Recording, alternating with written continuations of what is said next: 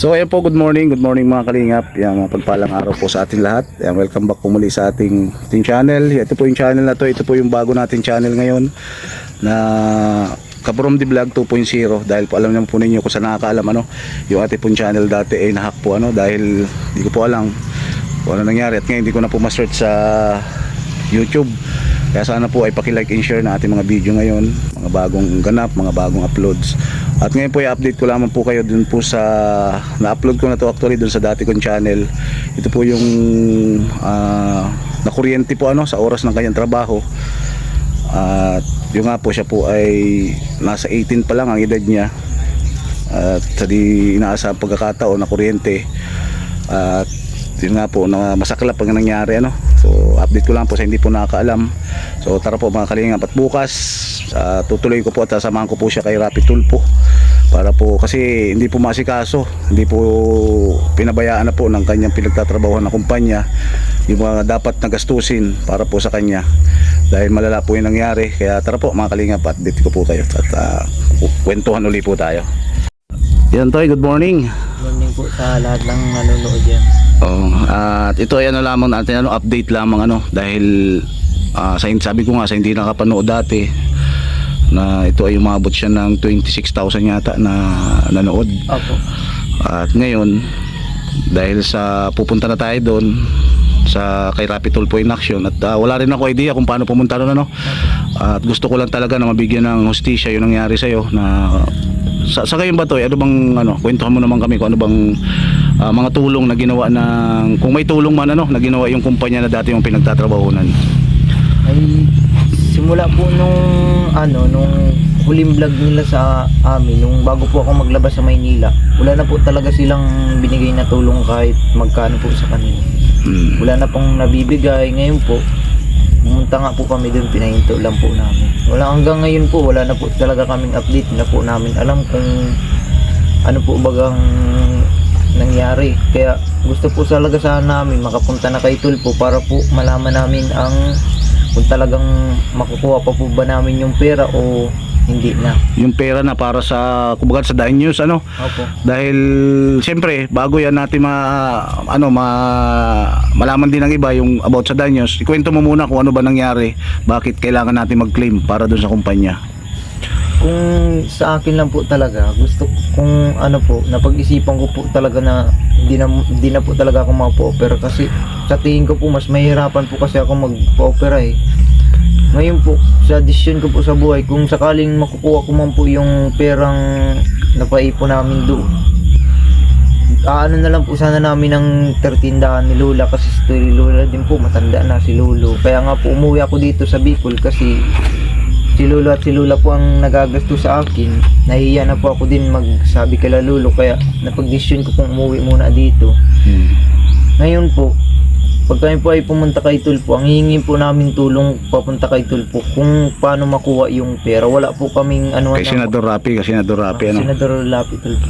Kung wala man po kaming gustong iba kung makapagkasuhan, wala po kaming ganun habol. Gusto lang po talaga namin makuha yung pera para kung sa akin baga po ay mabigyan man kahit kunting hustisya lang yung pagkawala ng pagkalalaki. So yun pa speaking of pagkawalan ng pagkalalaki, ito po ay nangyari mga kaligap during that time na siya po ay nagtatrabaho, di ba? At sa di inaasahang pagkakataon, nahawakan mo ba yung ano ba yung nangyari? Dumikit po yung hawak kong puste sa sa live. Kaya ako po yung nagdahal. Dalawa po kami kaso ako lang yung napuruhan. Ay siya, para malaman din ng lahat, ano ba yung klase ng trabaho niyo nun, bakit na nangyari yun?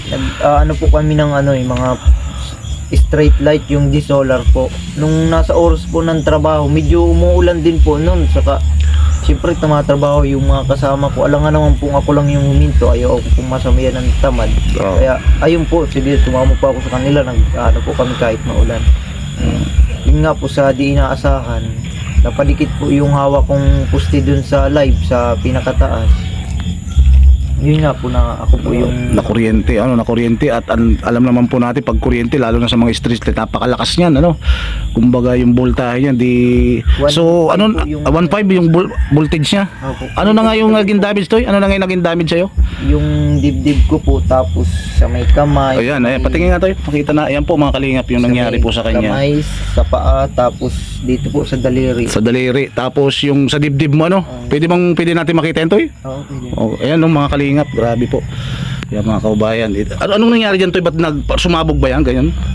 Diyan lumabas yung kuryente? Opo, dito. Ay, ito po yung dumikit, tapos dun nga po sa may-ari ko lumabas yung kuryente. Tapos yun nga po, tinamaan din yung ari. O yun, dahil sa pagkatama ng ari mo, Dalawang hita ko po ang tinamaan din.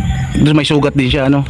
Dahil sa pagkatama po pagkakuryente niya, dito daw po nagsimula sa dibdib hanggang doon sa kanyang iniingatang ari, di ba? Alam na po ninyo 'yun. At yun po sa kasamang palad, talagang wala na po siya at wala na po siyang kakayahang magkaroon pa ng pamilya. Yun nga po isa sa mga pinoproblema ngayon ni tawag ko po sa kanya kasi Utoy na lang dahil mas mabata naman po ito. Kaya tawagin na lang po natin siya sa pangalang Utoy. Yung nga po at nangyari dahil siyempre sino ba naman ang tao na ayaw magkaroon ng pamilya, di ba? Tapos yun, di ba? Tapos na yun ang nangyari. Kaya sobrang nakakawala ng gana, parang ganon. So ipaliwanag mo rin to kung ano ba yung mga naging pinagdaanan mo noon nung time na nakita mo, tapos yung naranasan mo na mawalan ka na ng ari dahil sa di inaasang pagkakataon na maaksidente ka sa oras ng trabaho. Ano ba yung mga pinagdaanan mo noon ng mga Ay, sa totoo lang po talaga, sobrang hirap. Sobrang tiis, laban lang. Buti nga po may mga pamilya naman ako na nandyan na handang magpalakas ng loob ko.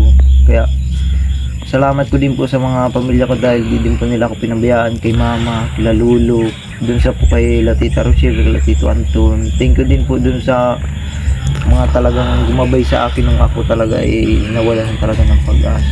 Masakit po yun para sa akin. hanggang ngayon pala naiisip po pa yun Toy, na yung nangyari sa'yo di mo pa rin mapigilan na di maluha Minsan nga po, bawang ako nagbabike. Bakit? Tinatanong ko lang po sa sarili ko, bakit sa akin pa nangyari yun na wala naman akong ibang inisip kung hindi makatulong ng magulang. Bakit ako po marami naman din iba kaya ang hirap ang hirap Toy nung talaga tanggapin. Saka, di lang po yun ang iniisip ko. Iniisip ko nga po, kaya nga po ako nagtrabaho para makatulong sa magulang. Tapos, yung pa nangyari sa akin, is naman katulong, naging pabigat pa. Kaya, gusto ko po talagang makuha yung pera dun sa kumpanyang yun para kung sakaling pag kami po ay may kartindahan ni Lolo, hindi pa ako nag-aasa sa magulang ko ng kaya po kahapon, kapapapalit lang po namin kahapon mga alis po kami dun sa bahay mga alas 4, nakauwi po kami mga alas 12 na marami po talagang tina. Tapos di ba dati Toy nakwento mo dun sa unang vlog natin na naisip mo pa na parang wakasan na yung buhay mo dahil dun sa nangyari, kumbaga para sa'yo useless na mabuhay dahil sa yung nga wala ka ng kakayahan na magkaroon pa ng pamilya, di ba? Yun ang naisip mo, sabi mo dati sa unang vlog, di ba?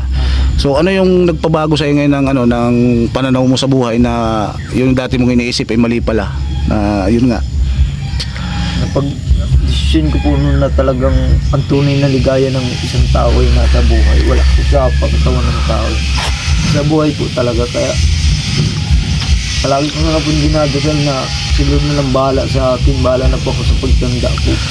Ayoko pong bata pa ako naging pabigat ako sa buhay. Ayoko po na gano'n. Gusto ko pong enjoy muna yung buhay habang ganito nga po kalagayan ko, stress na. Gusto ko lang po muna sana talagang mag-enjoy muna ng buhay. enjoy mo na lang kasi yun nga, kasi kung iisipin mo lang todo yun, baka yung sinasabi mo dati na wakasan na yung magpatiwakal kung didibdibin mo talaga baka matuloy di ba? Sana naman wag naman kumbaga at least may mga tao na nakapaligid sa iyo na nabigyan ka ng magandang advice na hindi nagwawakas ang buhay dahil lamang doon kumbaga laban lang. Siguro naman baka malay mo pagdating ng panahon magkaroon ka ng isang partner na tanggap niya lahat kung ano man yung nangyari sa buhay mo, kung hindi man niya kung di mo man lang maibigay yung pangangailangan or bilang isang partner, di ba?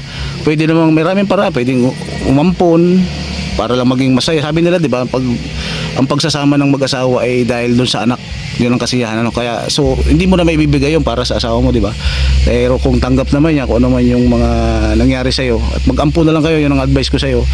Pero yun nga, at ito nga yung pinakihintay natin na ano, kumbaga para sa akin, laban lang, ano, dahil hindi nagtatapos ang buhay para doon. Kumbaga malay mo, binigyan ka lang ng pagsubok ng Panginoon, yung mga susunod maging successful ka, di ba?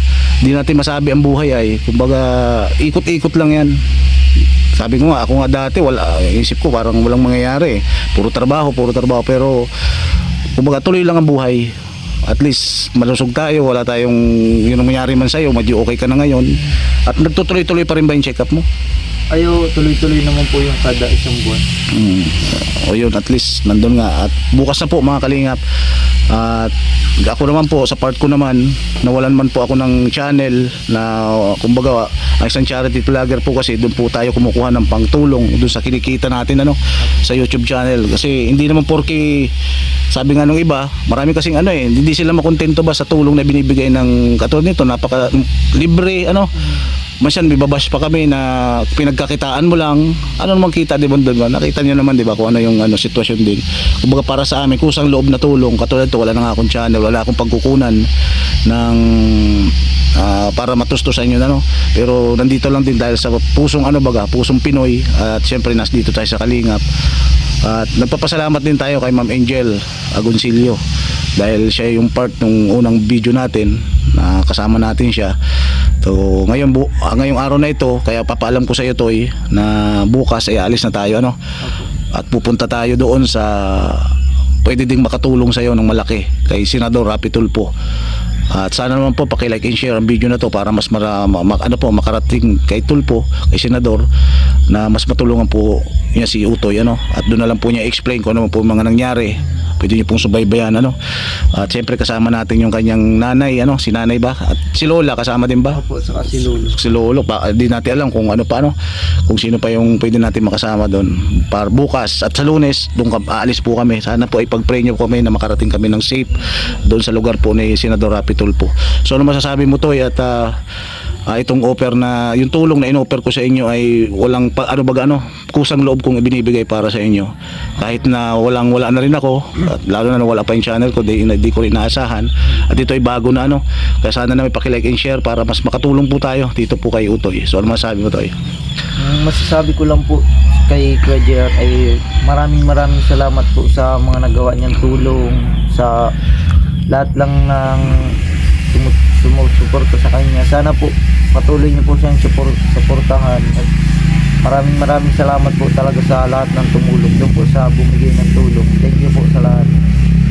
So, sana po tuloy-tuloy niyo pong suportahan si Kuya JR. Thank you po at maraming salamat po talaga. Sige, Toy, bukas alis tayo. Siguro magluto na lang tayo kasi mahal yung pagkain sa labas, eh.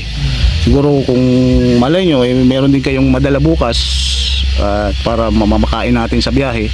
At ako kung ano na lang din yung madala ko, ano, para meron tayong makain. Kasi sa labas napakamahal. Sa biyahe, alam niyo naman, di ba, na biyahe kayo ng napakamahal diyan. Kung kalimitan kasi namin binabaon dati, mag-aadobo kami para hindi napapanis.